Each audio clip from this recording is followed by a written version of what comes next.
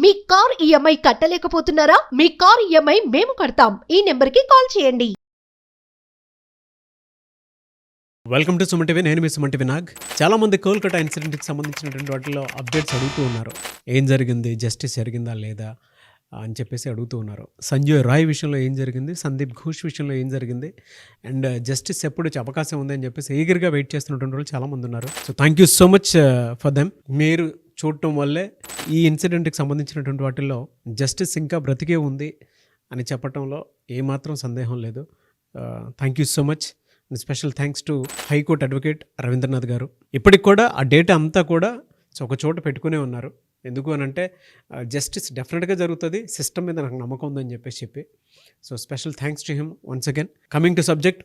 Hello Ravindranath garu. Hi అండి నాగరాజ్ గారు. Sir, overall ఇన్సిడెంట్లో కనుక మనం చూస్తే ఇప్పటి వరకు ఉన్నటువంటి అప్డేట్స్ ఏంటి సార్? అసలు Kolkata RG Kar medical college issue సంబంధించి ఇంటరాగేషన్స్ అయితే అవుతున్నాయండి నాగరాజ్ గారు. ప్రత్యేకంగా సంజయ్ రాయ్ని కూడా తీసుకువెళ్ళి సెల్డా హైకోర్టులో ఆయన ప్రవేశపెట్టడం జరిగింది.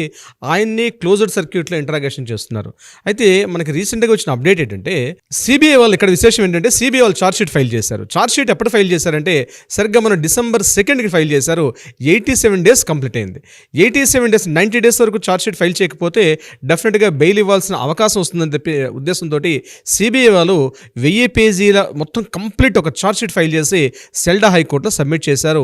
దీనిలో 400 మంది సాక్ష్యాలను కూడా, అంటే ఇది కంప్లీట్గా ఆర్జికర్ మెడికల్ కాలేజ్ అభయకి సంబంధించి కాకుండా ఆర్థిక అవకతవకలకు సంబంధించి కంప్లీట్గా చేయడం జరిగింది ఈ సందీప్ ఘోష్ మీద ఉన్నటువంటి ఛార్జ్షీట్. దీనిలో ఫైల్ చేసినప్పుడు సిబిఐ వాళ్ళు కావాలని చేశారా లేకపోతే ఇది కాకతాళీయంగా జరిగిందా అనే విషయం మీద మనకు డౌట్స్ రేజ్ అయ్యే అవకాశం కూడా ఉంది. ఎందుకంటే సిబిఐ వాళ్ళు 1000 పేజీల ఛార్జ్షీట్ ఫైల్ చేసి సెల్డా హైకోర్టులో ప్రవేశపెట్టినప్పుడు ఇమ్మీడియట్గా అక్కడ కోర్టు ఒక సెల్డా హైకోర్టులో న్యాయమూర్తి గారు ఇమ్మీడియట్గా దాన్ని రిజెక్ట్ చేయడం జరిగింది. ఎందుకు రిజెక్ట్ చేశారంటే ఒక గవర్నమెంట్ ఉద్యోగిని ఖచ్చితంగా ఛార్జ్షీట్ ఫైల్ చేసేటప్పుడు కేవలం అతని యొక్క నేరారోపణ మీద ఉన్నటువంటి కేవలం ఆర్థిక అవకతవకలకు సంబంధించినటువంటి ఇంటరాగేషన్స్, ఆ ఛార్జ్షీట్, ఆయన తెలియ డేటా ఒక్కటే కాకుండా గవర్నమెంట్ నుంచి కూడా అనుమతి తీసుకోవాల్సినటువంటి అవసరం కూడా ఉంది. కానీ సిబిఐలో ఉన్నటువంటి వాళ్ళు, ఇది మనం క్వశ్చన్ చేస్తున్నాం యాక్చువల్గా, సిబిఐ వాళ్ళు ఏం చేశారంటే టోటల్గా ఓన్లీ ఆ క్యాండిడేట్ సంబంధించి ఏదైతే ఉందో అతను చేసినటువంటి ఆర్థిక అవకతవకలకు మాత్రమే తీసుకున్నారు తప్ప గవర్నమెంట్ నుంచి ఎటువంటి పర్మిషన్ తీసుకోకపోవడం వల్ల ఛార్జ్షీట్ అంది రిజెక్ట్ చేయడం జరిగింది. మరలా ఆదరాబాదరాగా తీసుకొని చేయడం కూడా జరిగింది.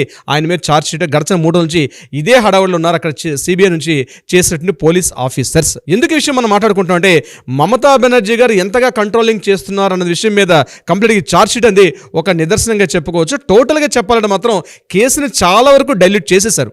ఇప్పుడు నాకు ఇంత ఈ ఇష్యూ అంతా నేను ఫాలో అవుతుండగా నాకు ఒక విషయం అర్థమైందండి నాగరాజ్ గారు. 2014లో ఒక ఇష్యూ జరిగింది. అది అస్సాంలోని డిబ్రూగఢ్లో కూడా సేమ్ ఇష్యూ. అక్కడ కూడా గవర్నమెంట్ కాలేజ్, అక్కడ కూడా సేమ్ ఒక సెక్యూరిటీ గార్డు అభయ లాంటి ఒక అమ్మాయి మీద, అక్కడ కూడా ఒక పీజీటీ స్టూడెంట్ మీద సేమ్ ఇదే ఇష్యూ జరిగింది. 9 సంవత్సరాలు పట్టిందండి అక్కడ జరిగిన ఇష్యూ మీద తీర్పు రావడానికి, ఫైనల్ జడ్జిమెంట్ రావడానికి. బహుశా మళ్ళీ అది రిపీట్ అవుతుందేమని ఎక్కడో నాకు లోపల ఒక చిన్న సంశయం మాత్రం డౌట్ వస్తూ ఉంది దీనికి సంబంధించి. అలా కాకూడదని కోరుకుందాం. అయితే ఈ ఇష్యూ గురించి మాట్లాడుకోగలిగితే సందీప్ ఘోష్ మీద 1000 పేజీల ఛార్జ్షీట్ ఫైల్ చేశారు. ఆయన మీద చేసిన సెక్షన్స్ కూడా మీకు వివరించే ప్రయత్నం చేస్తాను. ముఖ్యంగా ఆయన మీద చేసినటువంటి సెక్షన్స్ ఏంటంటే 409 చేశారు. అదేవిధంగా క్రిమినల్ కాన్స్పిరసీ 120B ఒకటి చేశారు. అదేవిధంగా criminal breach of the trust 409, అదేవిధంగా ఫోర్జరీ 468, అలాగే illegal useful of the forgery documents 471, section 471. అంటే 120B, 409, 468 అండ్ 471 అండ్ 409. ఇంతకు ముందు మీకు చెప్పినట్టుగా 409. ఈ 4 సెక్షన్స్ ప్రకారం 1, 2, 3, 4, 5 టోటల్గా 5 సెక్షన్స్ సంబంధించి సందీప్ ఘోష్ మీద టోటల్గా ఛార్జ్షీట్ ఫైల్ చేయడం జరిగింది. అయితే ఇక్కడ సందీప్ ఘోష్ ఇంటరాగేషన్ చేశారు, ఫోరెన్సికల్ చేశారు, దీంట్లో అన్ని రకాలు చేశారు. అయితే ఇక్కడ ఛార్జ్షీట్ ఫైల్ చేసినటువంటి ఎవరైతే మొత్తం 5 సభ్యులు, సందీప్ ఘోష్తో పాటు అఫ్జల్ అలీ ఖాన్, అతను ఎవరికైతే ప్రైవేట్ అతను సెక్యూరిటీ ఉన్నాడో అఫ్జల్ అలీ ఖాన్ చేశారు, సుమన్ హజరాన్ చేశారు మెడికల్ డిపార్ట్మెంట్ సంబంధించి, అదేవిధంగా బిప్లక్ సింగ్ అని చెప్పి అతను కూడా ఈ మెడికల్ ఎక్విప్మెంట్ సప్లై చేసినటువంటి పర్సన్, అతను కూడా చేయడం జరిగింది. వీళ్ళు కాకుండా ఆశిష్ పాండే చేయడం జరిగింది. ఇక్కడ ఆశిష్ పాండే అండ్ బిప్లక్ సింగ్ ఇద్దరు కూడా గవర్నమెంట్ ఉద్యోగస్తులు. అంటే నాట్ ఓన్లీ సందీప్ ఘోష్ ఒకటే కాకుండా సందీప్ ఘోష్తో పాటు మరో ఇద్దరు కూడా గవర్నమెంట్ ఎంప్లాయీస్ అవ్వడం వల్ల మొత్తం వీళ్ళ 3 మీద కూడా chargesheet before filing the total government నుంచి పర్మిషన్ తీసుకోవాల్సిన అవసరం అయితే ఉంది. కానీ ఇన్ని విధాలుగా టెక్నికల్గా ఇంత ఎక్స్పర్ట్స్ సిబిఐ వాళ్ళు కూడా ఎందుకు కావాలని చేశారా, నిజంగా చేశారంది ఆ విషయం కోర్టులో కూడా తేలే అవకాశం ఉంటుంది. బట్ మమతా బెనర్జీ గారు గవర్నమెంట్లో ఈ విషయం అయితే మాత్రం చాలా కొత్తగా వాడివేడిగా చర్చలు జరుగుతున్నాయి.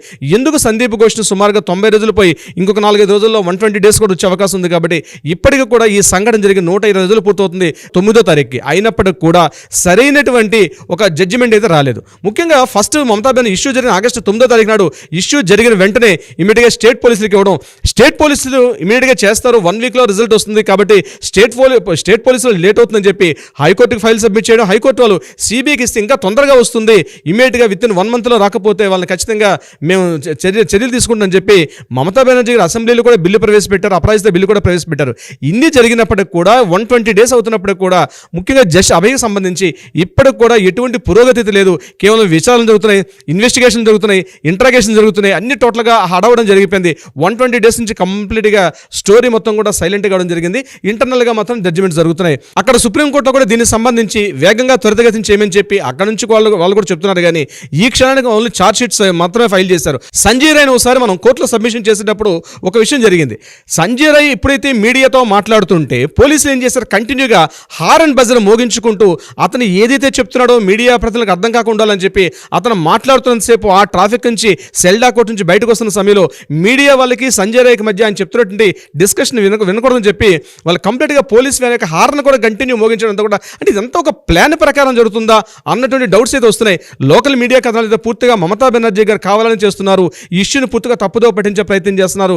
సంజయ్ రాయ్ని మాత్రం కేవలం ఒక పావుగా చూపించే ప్రయత్నం చేసి కేసుని నిర్వీర్యం చేస్తున్నారు. ఎందుకంటే ఆర్థిక అవకతవకలకు సంబంధించి పూర్తిగా మమతా బెనర్జీ గారు కూడా ఇందులో కంప్లీట్గా ఉన్నారు. 1000 పేజీల ఈ ఛార్జ్ షీట్ ఫైల్ చేసేటప్పుడు కంప్లీట్గా స్టేట్ గవర్నమెంట్ ఇచ్చినటువంటి నిధులన్నీ కూడా మిస్లీడ్ అని చెప్తున్నారు తప్పించి అభయ కేసుకు సంబంధించి మాత్రం ఎటువంటి ఇన్ఫర్మేషన్ ఇచ్చే ప్రయత్నం లేకుండా మమతా బెనర్జీ గారు మొత్తం సిస్టమ్ మొత్తం కంట్రోల్ చేస్తున్నారు. ఇది కాకుండా ఆర్జికర్ మెడికల్ కాలేజీలో జరిగిన అవకతవకలకు సంబంధించి కొంతమంది జూనియర్ డాక్టర్స్ ఏదైతే ఇంతకుముందు నిరసనలు ధర్నాలు చేశారో వాళ్ళలో ఉన్న వ్యక్తులకు కూడా మెయిన్ కీ పోస్టులు ఇచ్చి ఎవరైతే బాగా గొడవలు చేసి మమతా బెనర్జీ గవర్నమెంట్కి వ్యతిరేకంగా ఎవరైతే మాట్లాడారో వాళ్ళందరినీ పిలిచి బుజ్జగించే ప్రయత్నం చేసి వాళ్ళకి ఈరోజు ఆర్జికర్ మెడికల్ కాలేజీలో కూడా కీ పోస్ట్ ఇచ్చే ప్రయత్నం చేయడం కూడా కొంత డౌట్ ఏర్పాటు చేసే ప్రయత్నం కూడా కొంత జరుగుతుంది. నాగరాజ్ గారు ఏదేమైనప్పటికీ కూడా ఓవరాల్ చెప్పాలంటే కలకత్తా ఇష్యూ ఉంది, మరొక అస్సాం కేసు విధంగా జరిగేటట్టుగా కనిపిస్తుంది.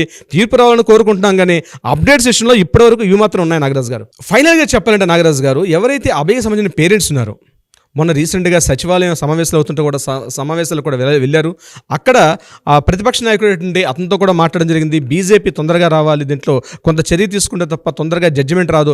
రాష్ట్రపతికి వినతి పత్రాలు సమర్పించారు, ప్రెసిడెంట్ దాకా వెళ్ళారు. అయినప్పటికీ కూడా వాళ్ళు పేరెంట్స్కి సరైనటువంటి సపోర్ట్ ఇవ్వట్లేదని చెప్పి తల్లిదండ్రులు మీడియా ముందు కూడా వచ్చి మాట్లాడడం జరుగుతుంది. దీనికి సంబంధించి ఫేస్బుక్లో వాళ్ళు ట్రూత్ అండ్ జస్టిస్, అదేవిధంగా voice for the RG Kar victim అని చెప్పి ఫేస్బుక్లో 2 అకౌంట్స్ ఓపెన్ చేశారు. సో నేను ఈ వీడియో ద్వారా మీకు చెప్పేది అంటే వాళ్ళ ఆ ఫేస్బుక్ అకౌంట్ ద్వారా అడుగుతుంది ఏంటంటే ప్రతి ఒక్కరు కూడా ఆర్జికర్ మెడికల్ కాలేజ్ సంబంధించి కొంత మద్దతు కోరమని చెప్పి ప్రపంచవ్యాప్తంగా రిక్వెస్ట్ చేస్తున్నారు. సో ఈ వీడియో ద్వారా ఎవరైనా సరే truth and justice voice for the RG Kar victim అన్నటువంటి వెబ్సైట్ అన్నటువంటి ఫేస్బుక్ అకౌంట్స్లోకి వెళ్ళి అక్కడ వాళ్ళ పేరెంట్స్ ఏర్పాటు చేసినటువంటి ఫేస్బుక్ అకౌంట్ ఇది.